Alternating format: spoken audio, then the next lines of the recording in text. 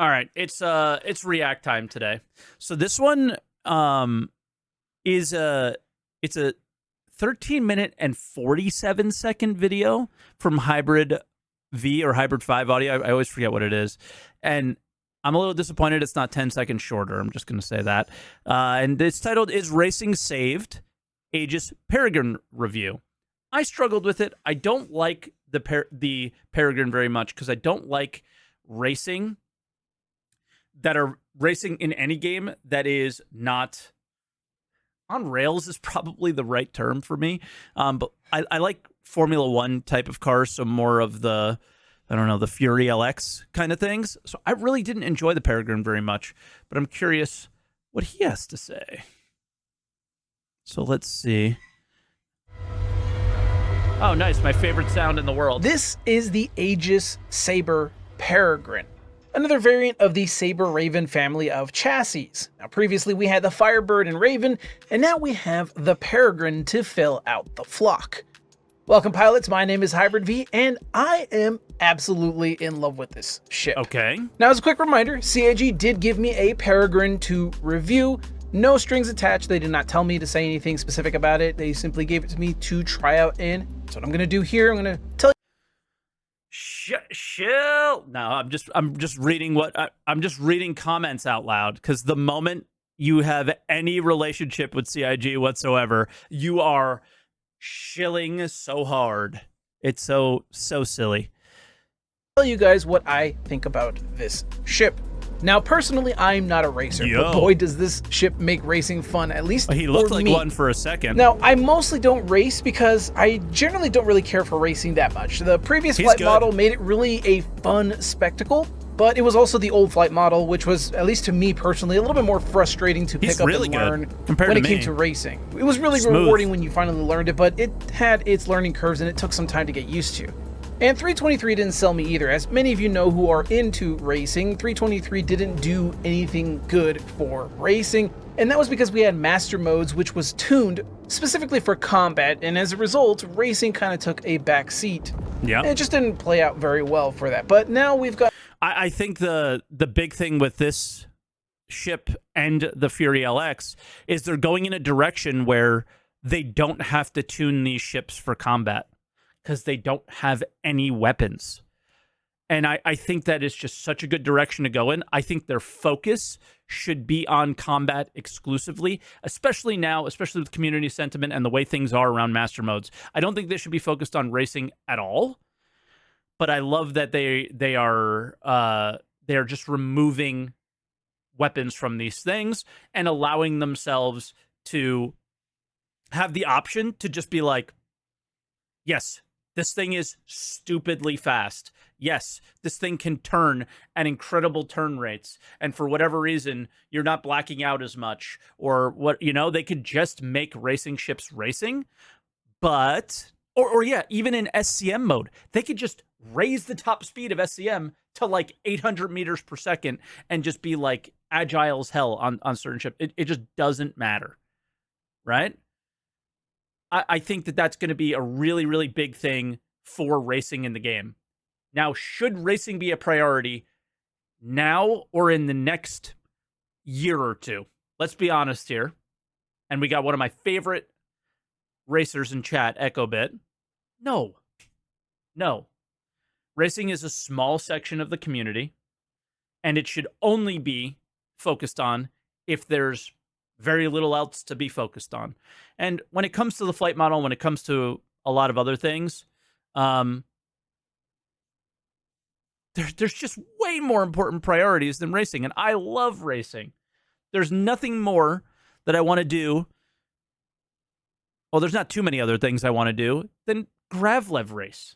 I love it. It was one of my favorite things of the year. PvP is also a small minority. Yes, but the master modes feel, in general, is the sentiment around master modes is not strong. And it's from the PvE perspective, the PvP perspective, the racing perspective, everything. I don't think, even CIG isn't happy with the state that it is in now. So the focus should be there, and the focus should be on combat. In general, there's more combat going on than anything else if you combine PvP and PvE together, right? So, yeah, that should be the focus on things. But I love that they have the ability to kind of do what they need to do. And a few more tuning passes, and of course we have 324 You'll give me now. A big Spectrum post on about Master Modes this morning. All right, we'll check that out too. And at least what I've heard from some racers so far is things have gotten a little bit better, and with the Peregrine, things have gotten a lot better now. Really and good I can racer, see though, why. to me. So the other reason why I didn't like racing in general was because I also just didn't like the racing ships. They were just generally weak. They handled poorly, especially at higher speeds, and mostly I just used them for tactical purposes. Yep. So, for example, I do own an M50, a Razor, a 350R, and a Mustang Gamma, but I never... The M50 used to be a Formula One car. Like, you turned, it turned. And the only thing you had to worry about was to make sure you didn't black out. Really use them for racing because they always felt felt lackluster when it was me. like that. They felt too slidey with their handling characteristics, and I just felt like I would much rather take a Gladius than a racing ship if I was going to do anything that had to involve high speed. I hate the sliding. So I mostly used them for tactical reasons, as like a scout craft or as a personal insertion vehicle, like for example something in Jumptown or whatever, right? All of this, however, has changed. All of this, however, has changed, for example, something in or as a personal insertion vehicle, like a scout craft, or as a personal insertion vehicle, like for example, something in Jumptown or whatever, right? Phrasing. All of this, however, has changed with the Peregrine, and of course some of the retunings that came in with 3.24. And the simple reason why I like the Peregrine is its control. The Peregrine will do anything you ask it to do. On its own, even without boost, it has a pretty good SEM speed. Topping I'm not experiencing this. It is super omega slidey for me. I wonder what I'm doing wrong. Out at around 654 meters per second, and in nav mode, top speed that sits just shy of the M50 and Razor's top speed. Yes. Boost as I'm turning. Yeah, that's what I'm doing. So I must be like the timing of it. My assumption is yes, I'm shit. So I'm going with the going into this going, I'm doing something wrong here. What is it? And I trust at about 1,448 meters per second compared me and with it's not the ship. 1,450 for the M50 and Razor. And the reason for this is its main thrusters. This is where it completely shines. It has a modest 16.9 G thrust of normal output when flying forward, but with boost, it can top out at a whopping 30 Gs. Yeah. Just slightly edging out the M50's acceleration. This powerful rear main, combined with some really good mavs as well, are what makes the Peregrine an absolute joy to fly. Now the M50 and the LX still has it beat in the maneuverability department, of course, but they will still be given a run for their money thanks to the powerful rear mains that the Sabre Peregrine completely outclasses them both on. I mean, this means that boost drifting is just completely a breeze to pull off thanks to that raw power in the rear. Just in general, holding down the boost in the Peregrine is like holding down the nitrous happy button in any racing game. The ship rockets forward and the responsiveness just becomes insanely tighter. It is just so much fun to fly. Now, of course, it has a... Like, that turn is just not the experience that I have. That turn that he just did, I just didn't have that experience. So it's a lack of skill. A few downsides. Clearly. For one, it's a heavy ship. It weighs more than the M50 and Razor, of course, and while it's not as chunky as the 350R, it still packs some heft. Luckily, like I mentioned before, those engines and thrusters overcome this weight with ease when it's heavy on the boost, though you will probably notice some of that heft when you're in SCM for the most part. Now, another drawback is its size. If you're used to the smaller racing ships like the M50, Razor, or the Fury LX, then there's going to be quite a learning curve going into flying this ship, as this wingspan can sneak up on you. I cannot tell you how many times I have died in AC trying to practice with this thing, having my wings get caught on structures and debris. In fact, that's pretty much the only thing that would ever ruin my time, was just the wings catching on to something. It's quite eye-opening. Most of my deaths in AC when I'm racing a racing ship like an M50 or a Razor all comes to just me basically losing control of the ship and drifting into burn. Yeah, it's a huge, like, I'm reading this from Zarek Masters in chat. What a flex for Hyper to be like, I don't like racing or care much for it, and just shows lap times 95% of the people here will never achieve in their lives. Yeah, like, what a Chad. Or a structure, but with the Peregrine, it's almost always my wings catching something. The other downside is it does not have stealth. Despite it coming from the Raven chassis, it does not have any stealth Why would whatsoever. it need stealth? So even if you want to use it as a tactical reconnaissance vessel, nope, fuck that. It's a racing ship. Fuck that. No stealth, no health, no distortion protection, no EMPs, no countermeasures. Racing exclusively. Get it out of here. or an insertion We want this thing to have one roll and one roll only. craft.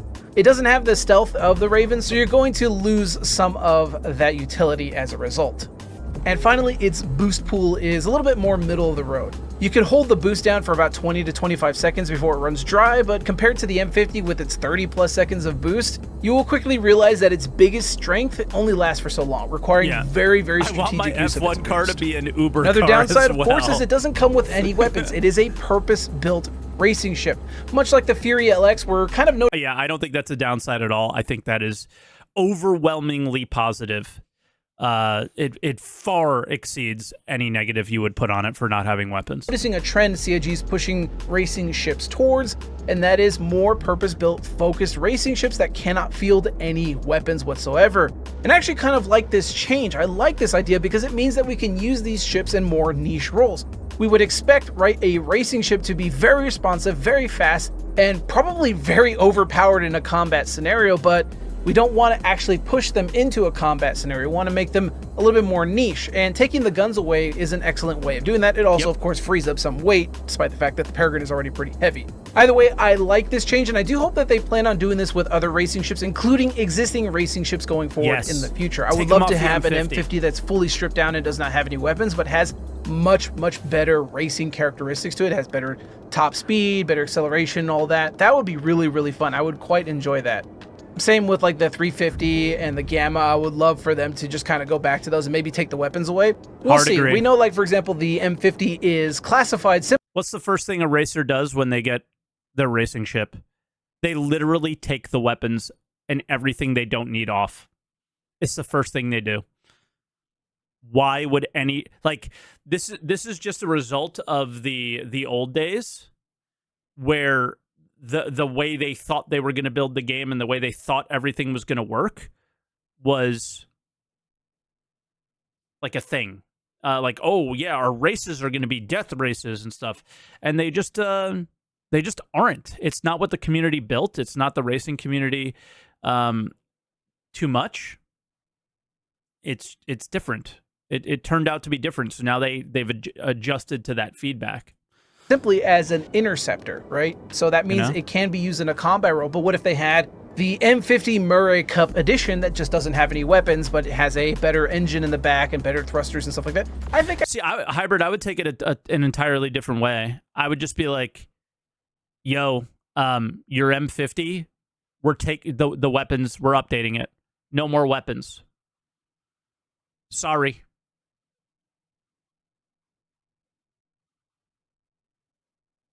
Done. Don't leave the old broken thing in. No more. No more. Do the right thing. Right? Do the right thing. Get rid of it.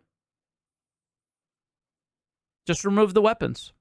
I could be behind that. I think that'd be really cool. That'd be a lot of fun. It would give. But then you lose the death race stuff. But should death races be done in M50s, or should they be done in Sabres and Gladius and Arrow? Maybe, yeah. CIG more leeway for actually tuning the ships to be more focused in racing and having. Probably easier to do racing engine, but equip it removes weapons for every ship. I'm going to agree with you, but just say it differently. Uh-oh. Look. We're starting to be bad now. Okay, we chose the toy instead of chewing on the fence. That's good. So yeah, I'm gonna choose to do it differently. Is if you put a racing engine in, it consumes all the power of the ship. There's not enough power left over for weapons, shields, or anything. Hello, what video are we watching? Since you're coming in late, I'll link it in between. And since obviously React videos aren't for everybody, and you guys might just want to watch the video yourself without my stupid commentary, there it goes. His name is Hybrid V or Hybrid 5. I never knew what the correct thing is. But yeah, he does some really cool videos. And one of his most beloved series is Hybrid V, thank you, is watching people land at outposts and stuff, and or at cities, I should say, and how poor they are at it. Just check those videos out if you haven't and yet. Acceleration, while also making sure that they're not so overpowered because they have weapons as well too, right? We want to be sure that these ships can perform, but also not be so insanely overpowered that they just completely are the meta that everybody brings to any dogfight, right? Yeah. But either way, folks, I am absolutely enjoying this ship. Now, of course, you probably are going to be wondering, should you pick one up yourself? Is this a ship you actually would want yourself? It's expensive. If you are into racing already, this is an absolute buy. I would recommend for niche.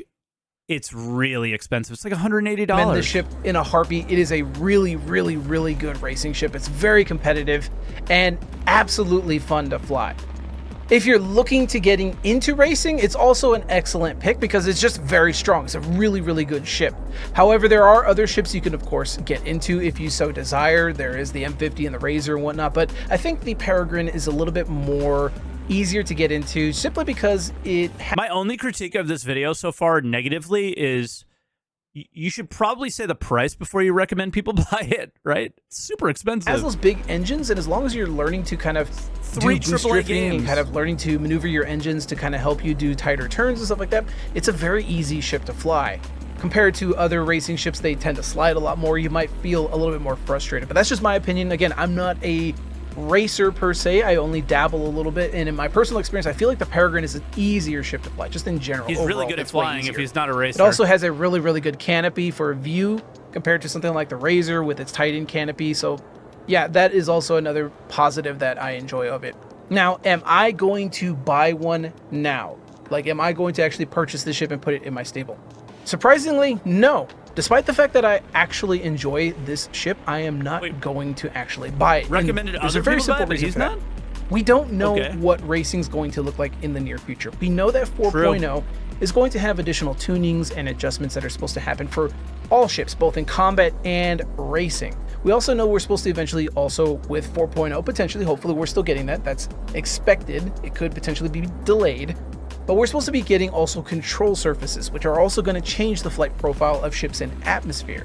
Now, right now, this ship behaves admirably in atmosphere, but we don't know how it's actually going to behave in atmosphere. You saw the water left over? Now, my money is it's going to be really good, but again, we don't know. All of this is just completely fogged. We can't see any of that in the future, and my crystal ball currently is in the shop right now. I can't tell you either. But what I can say is that... I mean, he's got a good point, right? Buy it when it's good. Without knowing 100% you don't know if it's going to be good. Things are going to look like in the future, I would say hold off now personally. So that's what I'm going to at least do. But again, if you are into racing and you want to do racing now, you want to get good at it, and it is something that you really are into, this is a ship you definitely should pick up 100%. It is a very, very fun ship to fly. And again, like I said, I hope CAG is going to kind of tune around that aspect. I really hope that they give the ships a lot more control, more maneuverability, and just more responsiveness. This is the reason why I like the Peregrine. Like I said, the other racing ships, I don't feel as responsive when I'm flying it. They just feel like they're so slidey and stuff, which can be cool. Some people like that, especially. It's so weird, man, because my experience is this thing is slidey as hell. So I'm just very bad at flying. For stunt flying. But when I'm trying to race, personally, I like having control. I want my ship to do what I tell it to do. Same. I can't tell you how many times I've been doing Arena Commander practicing with the other racing ships, and I'm just tearing my hair out. It's just so frustrating. But with the Peregrine, I don't have that issue because it just does everything I want it to do so long as I'm on the boost. That's it. All right, folks, that's it for me today talking about the Saber Peregrine, a very, very, very competitive Aegis dynamic racing ship, which is funny because we haven't had an Aegis racing ship yet, despite the fact that we have all these advertisements on Winner's Circle, and we've had them for years.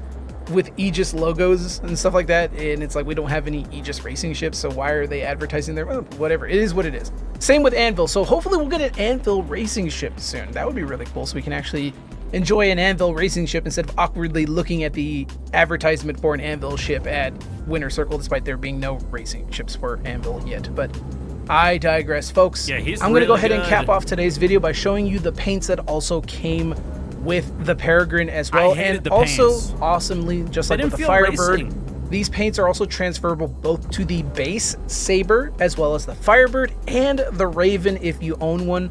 So good on CIG for doing that. So if you do decide to pick up these paints to support the development of Star Citizen, these paints are, like I said, transferable to any other variant of the Saber, which is really, really good, really awesome. So I'll go ahead and cap things off. I'll show you guys those paints now.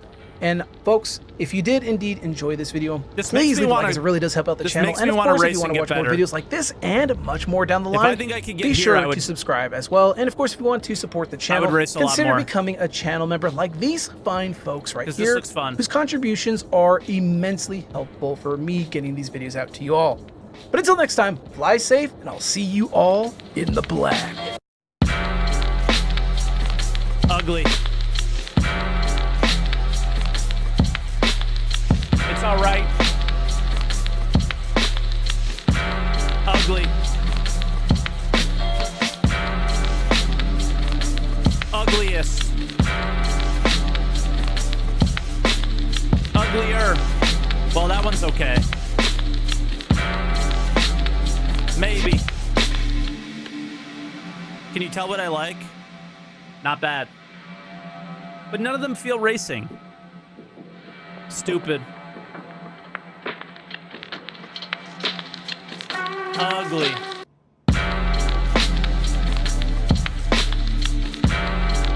Doesn't even, not even Daymar colored. Cringe. Wait, why is he showing the Saber?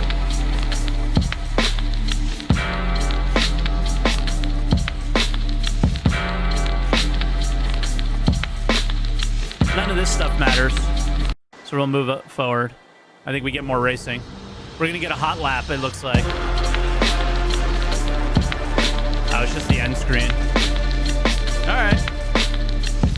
So that was pretty good. We got the puppy cam up. If you guys haven't seen it on the React channel, I got a new puppy, and she's a little crazy. But yeah, racing's red stripes, stuff like that. That's what I'm looking for. But let me tell you something. He makes me want to... He wants me to race again. He makes me want to take the ship out again. So here's his video. If you guys aren't familiar with Hybrid V, here's a link to his channel as well. Show him some love. He has done some legendary videos in the Star Citizen community. I think one that completely changed the sound design of the game. I think they literally watched his video and then made the priority to change the sound in the game because of a video he made.